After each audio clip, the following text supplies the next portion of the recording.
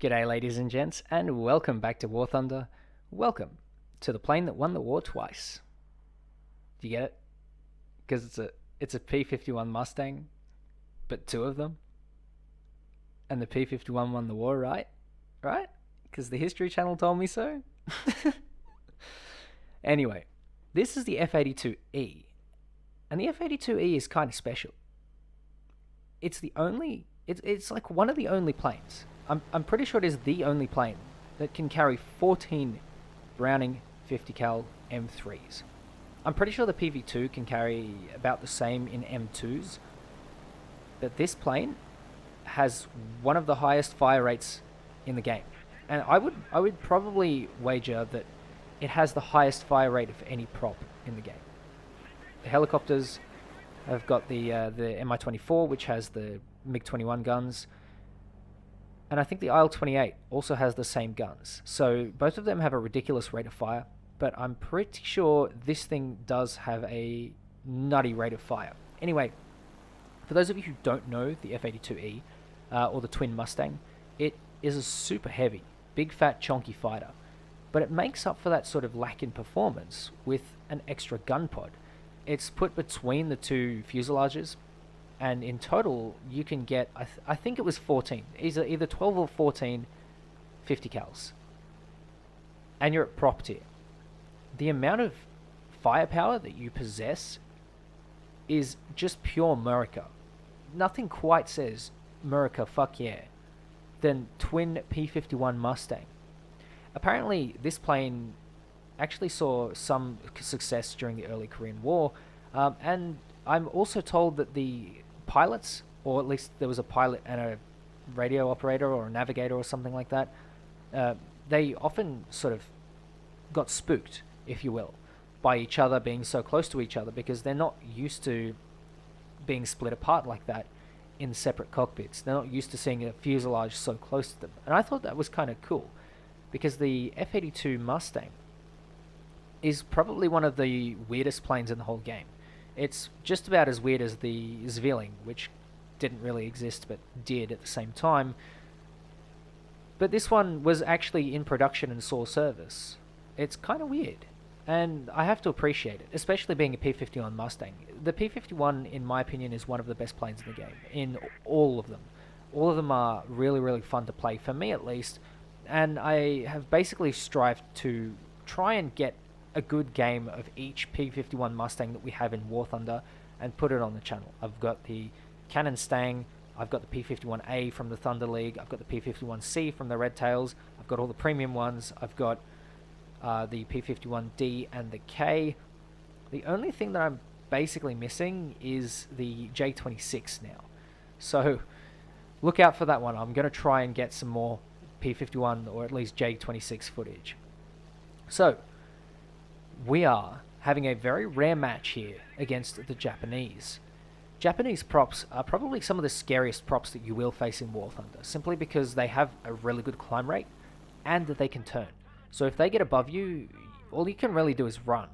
And whilst that's kind of practical, and you can sort of do it if you're working as a team, we're playing an online game. And online games and teams really don't work well together.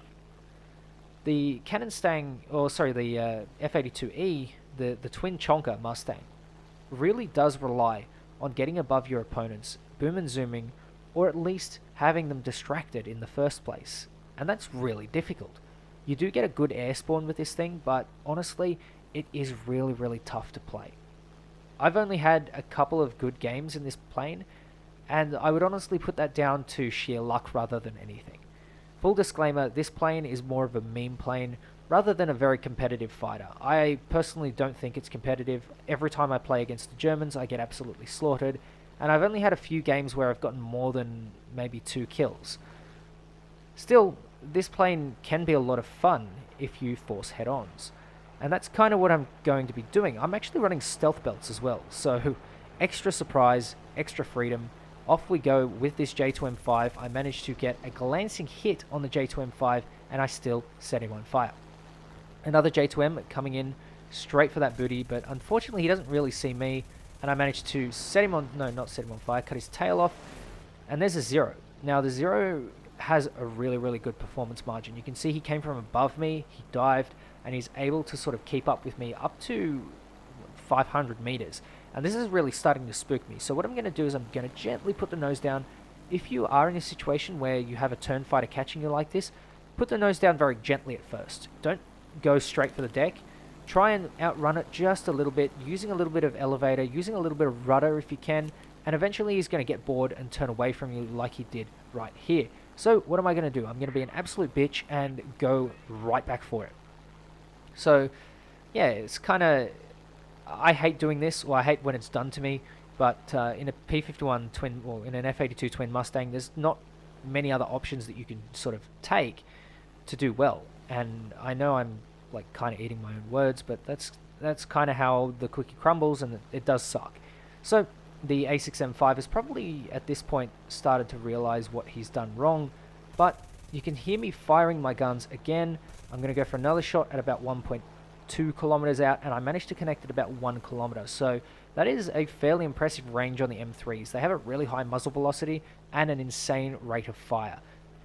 They do trade that off for a little bit of damage, but of course when you have this many of them, it doesn't really bloody matter. There's so much that you can do with this amount of firepower. You're fearless. You're absolutely fearless. And I think that's put me on 4 kills. Which is, no, 3 kills.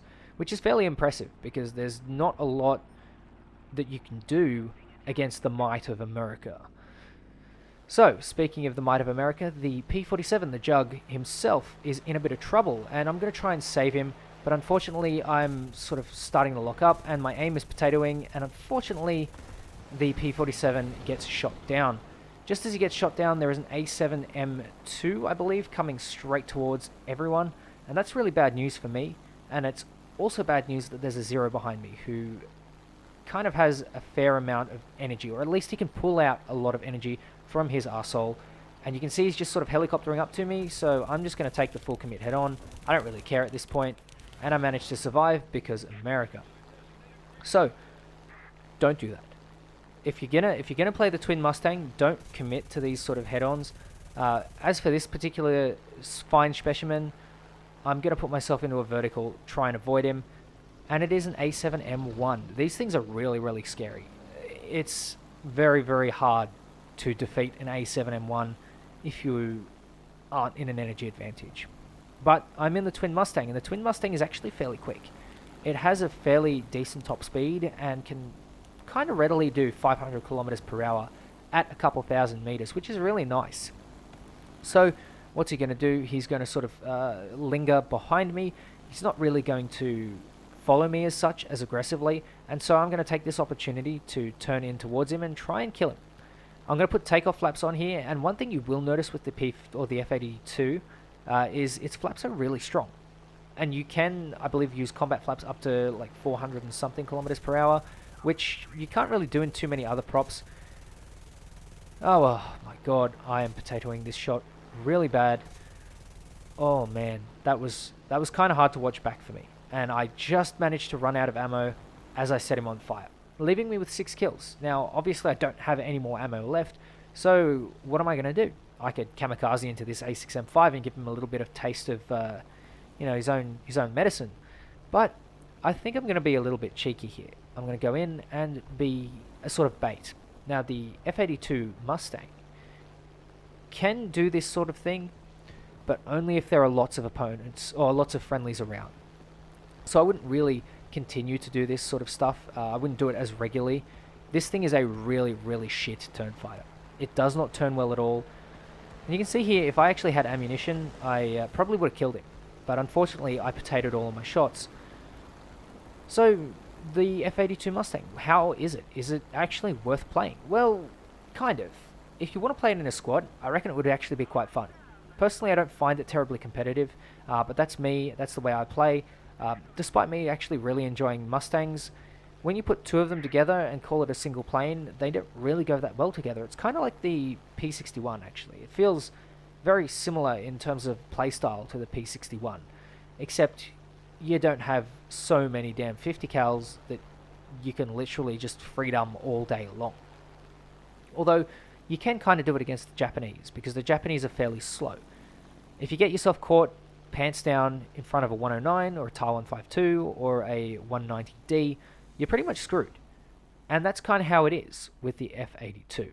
Anyway, ladies and gents, that's the F-82. I've had a couple of people who have requested this plane for a while, particularly one of my mates, Philip. I hope you're happy, Philip, because you're an absolute mung bean. Anyway, ladies and gents, take care, and I'll catch you next time.